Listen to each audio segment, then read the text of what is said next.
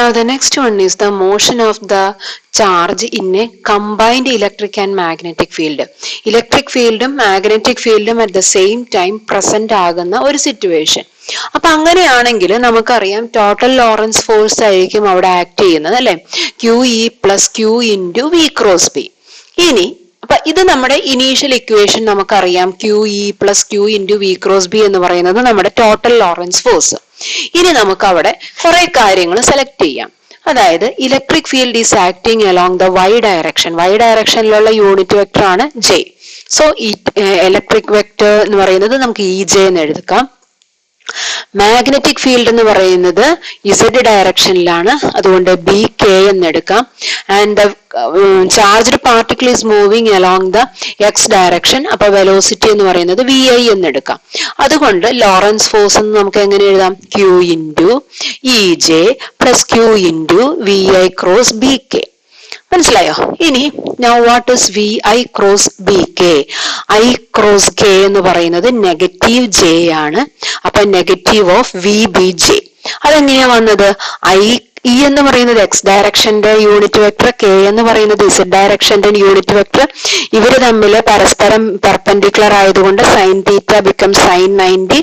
അപ്പൊ നമുക്ക് Q into V B എന്നേ വരുവുള്ളൂ അല്ല. അപ്പൊ കൂടാതെ ഐ ഇൻറ്റു കെ എന്ന് പറയുന്നത് നെഗറ്റീവ് ജെ ആണ്. അപ്പൊ നമുക്ക് കിട്ടുന്ന റിസൾട്ടന്റ് വാല്യൂ എന്ന് പറയുന്നത് Q E J minus Q V B J. So unit vector common ആയതുകൊണ്ട് we can write Q into E minus V B into J. ഈ ഇക്വേഷൻ എന്ന് പറയുന്നത് നമ്മുടെ ലോറൻസ് ഫോഴ്സിന്റെ ഇക്വേഷൻ ആണ് അല്ലെ. Total Lorentz force F is equal to this much value. ഇനി നമുക്ക് അസ്യൂം ചെയ്യാം this expression is equal to zero, അതായത് force is equal to zero. Force on a charged particle is zero. അതെങ്ങനെ സംഭവിക്കാം? സാഹചര്യങ്ങൾ എന്തൊക്കെയാ? ഒരിക്കലും charge on a particle will never be equal to zero. അങ്ങനെയാണെങ്കിൽ ഇ മൈനസ് വി ബി എന്ന് പറയുന്നത് zero ആയാലേ ഫോഴ്സ് സീറോ ആകുള്ളൂ. E minus V B zero ആകണമെങ്കിൽ നമുക്കറിയാം electric field E should be equal to V into B. അവിടുന്ന് we can show that velocity of that charged particle is equal to ratio of electric field and magnetic field. Velocity of charged particle is the ratio of electric field and magnetic field, and this ratio is called velocity selector. ഇതിനെയാണ് നമ്മൾ പറയുന്നത് velocity selector. അപ്പോൾ ഇവിടെ പറഞ്ഞിരിക്കുന്ന conditions എന്തൊക്കെയായിരുന്നു? Electric ഫീൽഡും magnetic ഫീൽഡും crossed magnetic field എന്നാണ് പറയുക. മ്യൂച്വലി പെർപെൻഡിക്കുലർ ആകുമ്പോൾ പറയുന്നത് ക്രോസ്ഡ് ഫീൽഡ്സ് എന്നാണ് പറയുന്നത്. ക്രോസ്ഡ് ഇലക്ട്രിക് ആൻഡ് മാഗ്നറ്റിക് ഫീൽഡിന്റെ കേസിൽ നമുക്ക് കിട്ടുന്ന വെലോസിറ്റിയെ നമുക്ക് എന്ത് വിളിക്കാം? വെലോസിറ്റി സെലക്ടർ എന്ന് വിളിക്കാം. And it is used, this method was used to find the E by M ratio of electron. E by M ratio of electron കണ്ടുപിടിക്കാനായിട്ട് ഈ മെത്തേഡ് യൂസ് ചെയ്തിട്ടുണ്ട്. ഇതുപോലെ തന്നെ മാസ് സ്പെക്ട്രോമീറ്ററിലും ഇത് യൂസ് ചെയ്യാറുണ്ട്. മനസ്സിലായോ? ഈ വെലോസിറ്റി സെലക്ടറിന്റെ ഏറ്റവും വലിയ ഉപയോഗം എന്ന് പറയുന്നത് ഒരു സ്ട്രീം ഓഫ് പാർട്ടിക്കിൾസിൽ നിന്നും നമുക്കൊരു പർട്ടിക്കുലർ ചാർജസിനെ സെലക്ട് ചെയ്യണമെങ്കിൽ അല്ലെങ്കിൽ വേർതിരിക്കണമെങ്കിൽ ഈ ഇ ബൈ ബി റേഷ്യോ നമുക്ക് അതനുസരിച്ച് ഡിസൈൻ ചെയ്ത് കഴിഞ്ഞാൽ we can select the particle. മനസ്സിലായോ? So that is the motion of charged particle in a crossed electric and magnetic field. Crossed എന്ന് പറയുന്നത് മ്യൂച്വലി പെർപെൻഡിക്കുലർ ഫീൽഡ്സ് ആണ്. Okay, now the next one is cyclotron. Cyclotron എന്ന് പറയുന്നത് it is actually നമ്മൾ അതിന്റെ principle ആണ് നേരത്തെ നമ്മൾ ഹെലിക്സിന്റെ എല്ലാം helical motion of the charged പാർട്ടിക്കിളിന്റെ സമയത്ത് നമ്മൾ പഠിച്ചത്. അപ്പൊ അവിടെ നമുക്കറിയാം അറ്റ് ആൻ ആംഗിൾ നമ്മൾ എൻ്റർ ചെയ്യുന്ന ഒരു പാർട്ടിക്കിളിന് it will be having two components for velocity, and those two components, one is helping for circular motion, the another one is helping for linear motion. അതുകൊണ്ടാണ് അവിടെ ഒരു ഹെലിക്കൽ മോഷൻ ഉണ്ടാകുന്നത് അല്ലേ. അപ്പൊ അവിടെ നമ്മൾ പഠിച്ചൊരു കാര്യമുണ്ട്, ഹെലിക്കൽ മോഷന്റെ റേഡിയസ്. ഇതേപോലെ തന്നെ ആ ഒരു റേഡിയസ് വാല്യൂവിനെ ഡിപ്പെൻഡ് ചെയ്തിട്ടുള്ള ഒരു മൂവ്മെന്റ് ആണ് സൈക്ലോട്രോണിൽ ഉപയോഗിക്കുന്നത്. Now we can see why the cyclotron is used. Cyclotron ആദ്യമായി ഡിസൈൻ ചെയ്തത് ലോറൻസ് ആൻഡ് ലിവിങ്സ്റ്റൺ എന്ന് പറയുന്ന രണ്ട് അമേരിക്കൻ സയന്റിസ്റ്റുകളാണ്. It was used and now also it is used to accelerate charged particles.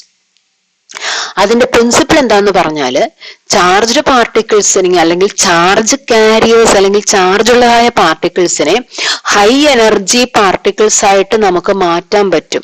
അവർക്ക് ഹൈ എനർജി കൊടുക്കാൻ പറ്റും if they are moving along perpendicular electric and magnetic field. Electric ഫീൽഡും magnetic ഫീൽഡും mutually perpendicular ആയിട്ടുള്ള ഫീൽഡുകളിൽ കൂടി ചാർജ്ഡ് പാർട്ടിക്കിളിനെ മൂവ് ചെയ്യിപ്പിച്ചാൽ ചാർജ്ഡ് പാർട്ടിക്കിളിന് ഹൈ എനർജി അറ്റൈൻ ചെയ്യാൻ സാധിക്കും. അത് ഒത്തിരി തവണ ആ ഇലക്ട്രോമാഗ്നറ്റിക് ഫീൽഡിൽ കൂടെ മൂവ് ചെയ്ത് കഴിഞ്ഞാൽ അത്ര കണ്ട് അതിന്റെ എനർജി ഇൻക്രീസ് ചെയ്യും. മനസ്സിലായോ? On moving that charged particle A number of times the energy will be increased. ഇനി അതിനകത്ത് ഏറ്റവും വലിയ ഇതെന്താന്ന് വെച്ചാല് ഗെയിൻ ചെയ്യുന്ന എനർജി എത്ര തവണ ആ ഇലക്ട്രിക് ഫീൽഡിലും മാഗ്നറ്റിക് ഫീൽഡിലും അതിൽ മൂവ് ചെയ്തു, ദാറ്റ് മീൻസ് ദ ഫ്രീക്വൻസി, അതിനെ ഡിപ്പെൻഡ് ചെയ്യുന്നില്ല. എത്ര തവണ വേണമെങ്കിലും മൂവ് ചെയ്തോട്ടെ, ഓരോ തവണയും ഓരോ തവണയും അത് മൂവ് ചെയ്തുകൊണ്ടിരിക്കുമ്പോൾ അതിന്റെ എനർജി കൂടിക്കൊണ്ടേയിരിക്കും. Now this is cyclotron. You just look at the figure. ഈ ഫിഗറിൽ കാണിച്ചിരിക്കുന്നത് പോലെ ഇവിടെ കാണിച്ചിരിക്കുന്നത് first it is shown here an oscillator. ഈ തന്നിരിക്കുന്നത് ഓസിലേറ്റർ ആണ്. ഇത് ലെഫ്റ്റിലേക്ക് തിരിച്ചു വെച്ചിരിക്കുന്ന ഒരു ഡി, ഇവിടെ റൈറ്റിലേക്ക് തിരിച്ചു വെച്ചിരിക്കുന്ന ഒരു ഡി, അഥവാ ഡി ഷേപ്ഡ് പ്ലേറ്റ്സ്. ഓസിലേറ്റർ എന്ന് പറയുന്നത് it is providing electric field and this D is placed in a perpendicular poles അല്ലെങ്കിൽ മാഗ്നറ്റിക് ഫീൽഡ്. അപ്പൊ ഈ ഒരു ഡി എന്ന് പറയുന്നത്, ഈ രണ്ട് ഡിയും നമ്മുടെ ടേബിൾ ടോപ്പായിട്ട്, നമ്മുടെ ടേബിളിന്റെ സർഫസ് ആയിട്ട് പരിഗണിച്ചാൽ ടേബിളിന്റെ മുകളിൽ നിന്നും താഴെ നിന്നും നമ്മൾ രണ്ട് മാഗ്നറ്റുകൾ കൊടുക്കുന്നു. മുകളിൽ നിന്ന് നോർത്ത് പോളും താഴെ നിന്ന് സൗത്ത് പോളും കൊടുത്തു കഴിഞ്ഞാൽ അതൊരു മാഗ്നറ്റിക് ഫീൽഡിന്റെ കീഴിലാകുമല്ലോ. അപ്പൊ അങ്ങനെയുള്ള ഒരു പെർപെൻഡിക്കുലർ മാഗ്നറ്റിക് ഫീൽഡ് കൊടുത്തിട്ടുണ്ട്. കൂടാതെ ഓസിലേറ്റർ പ്രൊവൈഡ് ചെയ്തിരിക്കുന്നത് ഇലക്ട്രിക് ഫീൽഡാണ്. അപ്പൊ അങ്ങനെ ഒരു crossed electric field and magnetic ഫീൽഡിലാണ് ഈ രണ്ട് ഡിയും ഇരിക്കുന്നത്. ഇനി ഇവിടെ നമുക്ക് കാണാൻ സാധിക്കും പി എന്ന് പറയുന്നത് that is the source of the charged particle. P എന്ന് പറയുന്നത് it is the source of the charged particle and it is kept in between the D. ഇനി ഇതിന്റെ വർക്കിംഗ് എങ്ങനെയാണെന്ന് പറയാം. ഈ പിയിൽ നിന്ന് സ്റ്റാർട്ട് ചെയ്യുന്ന ചാർജ്ഡ് പാർട്ടിക്കിൾ മനസ്സിലായോ? Suppose it is A proton. ഒരു പോസിറ്റീവ് ചാർജ് ഉള്ള പാർട്ടിക്കിൾ ആണെങ്കിൽ ഈ പ്രോട്ടോൺ സോഴ്സിൽ നിന്ന് വെളിയിലേക്ക് വരുമ്പോൾ it will look whether D1 or D2 which is negatively charged. പ്രോട്ടോണിന് പോസിറ്റീവ് ചാർജ് ആയതുകൊണ്ട് അതിന്റെ അട്രാക്ഷൻ എപ്പോഴും എങ്ങോട്ടായിരിക്കും? നെഗറ്റീവ് പ്ലേറ്റിലേക്കായിരിക്കും. അപ്പൊ D1 എന്ന് പറയുന്നത് നെഗറ്റീവ് പ്ലേറ്റിലാണെങ്കിൽ സോഴ്സിൽ നിന്ന് പുറപ്പെട്ട പ്രോട്ടോൺ എങ്ങോട്ട് കയറും? ഈ P1 എന്ന പ്ലേറ്റിലേക്ക് കയറും. അപ്പൊ P1 എന്ന പ്ലേറ്റിൽ കൂടി ഒരു ഹാഫ് ടേൺ എടുത്ത് ദാ ഇവിടെ വന്നു കഴിയുമ്പോൾ ഇവിടെ പിന്നൊരു ഗ്യാപ്പാണ്. ആ ഗ്യാപ്പിൽ കൂടി പുഷ് ചെയ്യപ്പെടുന്ന ഇവിടെ ഒരു ടേൺ കറങ്ങി വരുമ്പോൾ അതിനൊരു എനർജി ഗെയിൻ ചെയ്യും. ഈ ഗ്യാപ്പിൽ എത്തുന്ന സമയത്ത് D2 എന്ന് പറയുന്നത് നെഗറ്റീവ് ചാർജ് ആകും. D2 എന്ന് പറയുന്നത് നെഗറ്റീവ് ചാർജ് ആകുമ്പോൾ ഓട്ടോമാറ്റിക്കലി ആ പ്രോട്ടോൺ എങ്ങോട്ട് കടക്കും? D2 എന്ന് പറയുന്ന പ്ലേറ്റിലേക്ക് കടക്കും. when it reaches here, ആ ടൈം കൊണ്ട് D1 നെഗറ്റീവ് ആകും. അപ്പൊ D1ൽ കൂടെ കറങ്ങും. അങ്ങനെ ഈ ഗ്യാപ്പിൽ എത്തുന്ന സമയത്തിനനുസരിച്ച് ഓസിലേറ്റർ അഡ്ജസ്റ്റ് ചെയ്ത് എന്ത് ചെയ്യും? D1ന്റെയും D2വിന്റെയും പൊളാരിറ്റി മാറ്റിക്കൊണ്ടിരിക്കും. ആദ്യം D1 നെഗറ്റീവ് ആണെങ്കിൽ പിന്നീട് D2 നെഗറ്റീവ്. അപ്പൊ D2 നെഗറ്റീവ് ആകുന്ന സമയത്ത് D1 ഈസ് ബിക്കമിങ് പോസിറ്റീവ്. മനസ്സിലായോ? അപ്പൊ അതാണ് പറയുന്നത് പൊളാരിറ്റി മാറ്റിക്കൊണ്ടിരിക്കും. അപ്പോ ഈ പ്രോട്ടോണിന് D1 D2ൽ കൂടി ഇങ്ങനെ ഇതുപോലെ ഇൻക്രീസിങ് റേഡിയസ് ആയിട്ട് ഇതുപോലെ സർക്കുലർ മോഷൻ എക്സിക്യൂട്ട് ചെയ്യാൻ പറ്റും. ഈ ഓരോ സർക്കിൾ കംപ്ലീറ്റ് ചെയ്യുമ്പോഴും അതിന്റെ റേഡിയസ് ഇങ്ങനെ കൂടിക്കൂടി വരികയാണ്. റേഡിയസ് കൂടിക്കൂടി വരുന്നതിനനുസരിച്ച് അതിന്റെ എനർജിയും കൂടും. അതെങ്ങനെയാണെന്ന് നമുക്ക് നോക്കാം. മനസ്സിലായോ? അങ്ങനെ ഫൈനലി ഇവിടെ എത്തുന്ന ചാർജ്ഡ് പാർട്ടിക്കിൾ അതിന്റെ റിക്വയർഡ് എനർജി അത് എടുത്തു കഴിഞ്ഞാൽ അതിനെ ഡിഫ്ലക്ട് ചെയ്ത് ഇതിലൂടെ പുറത്തേക്ക് എടുക്കും. മനസ്സിലായോ? സഫിഷ്യന്റ് എനർജി ഉള്ള ചാർജ്ഡ് പാർട്ടിക്കിളിനെ വെളിയിലേക്ക് എടുക്കും. ഇപ്പൊ നമ്മൾ നേരത്തെ പഠിച്ചിട്ടുണ്ട് ഫ്രീക്വൻസി ഓഫ് റെവല്യൂഷൻ എന്ന് പറയുന്നത് റെസിപ്രോക്കൽ ഓഫ്, ഇത് ഫ്രീക്വൻസി ആണ് കേട്ടോ, ഫോഴ്സ് അല്ല. ഫ്രീക്വൻസി ഓഫ് റെവല്യൂഷൻ എന്ന് പറയുന്നത് റെസിപ്രോക്കൽ ഓഫ് ടൈം പീരീഡ് ആണ് അല്ലെ. അപ്പോ ടൈം പീരീഡ് എന്ന് പറയുന്നത് നമുക്കറിയാം, ഒരു തവണ റിവോൾവ് ചെയ്ത് വരുന്ന സമയത്ത് 360 ഡിഗ്രി ടേൺ ചെയ്താൽ, ആ 360 ഡിഗ്രി ടേൺ ചെയ്യുമ്പോൾ അത് എക്സിക്യൂട്ട് ചെയ്യുന്ന ഒരു സർക്കിളിന്റെ സർക്കംഫറൻസ് എന്ന് പറയുന്നത് 2πr ആണ്. 2πr ഡിവൈഡഡ് ബൈ വെലോസിറ്റി എന്ന് പറയുന്നതായിരിക്കും ടൈം പീരീഡ്. അഥവാ വെലോസിറ്റി എന്ന് പറയുന്നത് distance travelled by time taken. അപ്പൊ ഡിസ്റ്റൻസ് ഒരു റൊട്ടേഷൻ ആയതുകൊണ്ട് circumference of the circle 2πr divided by velocity becomes the time. ഒരു തവണ ആയതുകൊണ്ട് time period. So it is becoming 1/2πr/v. മനസ്സിലായോ? ഇനി നമുക്ക് റേഡിയസിന് സബ്സ്റ്റിറ്റ്യൂട്ട് ചെയ്യാം. റേഡിയസിന് നമുക്ക് നേരത്തെയുള്ള ഇക്വേഷൻ അനുസരിച്ച് mv/qb എന്ന സബ്സ്റ്റിറ്റ്യൂഷൻ കൊടുക്കാം. നമുക്ക് അതനുസരിച്ച് നമുക്ക് കിട്ടുന്ന ഫ്രീക്വൻസിയുടെ expression qb/2πm, and this is called cyclotron frequency. Frequency എന്ന് പറയുന്നത് qb/2πm എന്ന് കിട്ടും. അതിനെ വിളിക്കുന്നതാണ് cyclotron frequency, which is very important.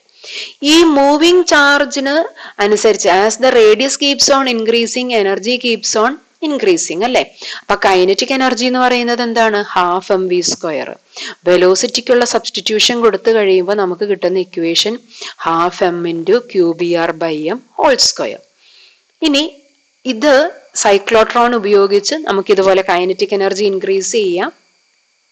കൂടാതെ ഈ സൈക്ലോട്രോണിന് ചില ലിമിറ്റേഷൻസ് ഉണ്ട്.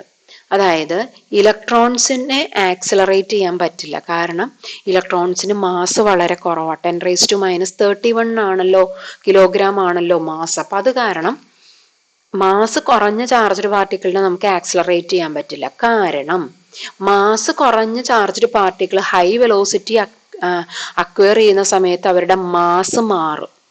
നമ്മുടെ റിലേറ്റിവിസ്റ്റിക് മാസ് എന്ന് പറയുന്ന കൺസെപ്റ്റിലേക്ക് പോകും. നമ്മളെ സംബന്ധിച്ച് ഇപ്പൊ നമുക്ക് ഏർത്തിലായിരിക്കുന്ന സമയത്ത്, ഭൂമിയിലായിരിക്കുന്ന സമയത്ത് എവിടെയും കോൺസ്റ്റന്റ് മാസ് ആണ്. Because we all are massive objects. അതേസമയം മൂണിലേക്ക് പോയി കഴിഞ്ഞാൽ നമ്മുടെ മാസ് മാറും അല്ലെ. അതേപോലെയുള്ളൊരവസ്ഥ ഇലക്ട്രോണുകൾക്കെല്ലാം വെലോസിറ്റി കൂടിയാൽ തന്നെ അതിന്റെ എന്ത് മാറും? മാസിന് വ്യത്യാസം വരും. അങ്ങനെയുള്ള ഒരു സാഹചര്യത്തില് വെലോസിറ്റി കുറയും. മനസ്സിലായോ? വെലോസിറ്റി കുറഞ്ഞു വരും, അഥവാ ഫ്രീക്വൻസി കുറയും. പിടികിട്ടിയോ? കാരണം frequency is inversely proportional to M കൂടിക്കഴിഞ്ഞാൽ ഫ്രീക്വൻസി കുറയും. സോ അതുകൊണ്ടാണ് ഇലക്ട്രോണിന് സൈക്ലോട്രോൺ ഉപയോഗിച്ച് ആക്സിലറേറ്റ് ചെയ്യാത്തത്. ഇനി കൂടാതെ മിക്കവാറും ചെയിൻ റിയാക്ഷനിലെല്ലാം റിയാക്ഷൻസ് സ്റ്റാർട്ട് ചെയ്യാൻ വേണ്ടി നമ്മൾ യൂസ് ചെയ്യാറുള്ള ഫിസൈൽ മെറ്റീരിയൽ എന്ന് പറയുന്നത്, ഫിഷൻ സ്റ്റാർട്ട് ചെയ്യാൻ ഉപയോഗിക്കുന്ന മെറ്റീരിയൽ ന്യൂട്രോൺ ആയിരിക്കും. ന്യൂട്രോണിന് ചാർജ് ഇല്ലാത്തത് കൊണ്ട് തന്നെ സൈക്ലോട്രോണിൽ അതിനെ ആക്സിലറേറ്റ് ചെയ്യാൻ പറ്റില്ല. മനസ്സിലായോ? അപ്പൊ ഇതെല്ലാം സൈക്ലോട്രോണിന്റെ ലിമിറ്റേഷൻസ് ആണ്. ഇനി നേരത്തെ ഞാൻ ഈ പറഞ്ഞതുപോലെ നമ്മുടെ റേഡിയസുമായിട്ട് എനർജിക്ക് വരുന്ന ബന്ധമെന്ന് പറയുന്നത് ഇതാ നോക്കിക്കഴിഞ്ഞാൽ അറിയാം. റേഡിയസ് എന്ന് പറയുന്നത് it is directly proportional to velocity. കണ്ടോ? R = mv/qb.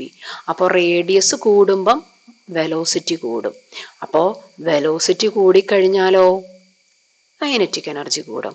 അതാണ് when the radius keeps on increasing, energy keeps on increasing എന്ന് പറഞ്ഞതിൻ്റെ പ്രിൻസിപ്പിൾ. Okay, thank you.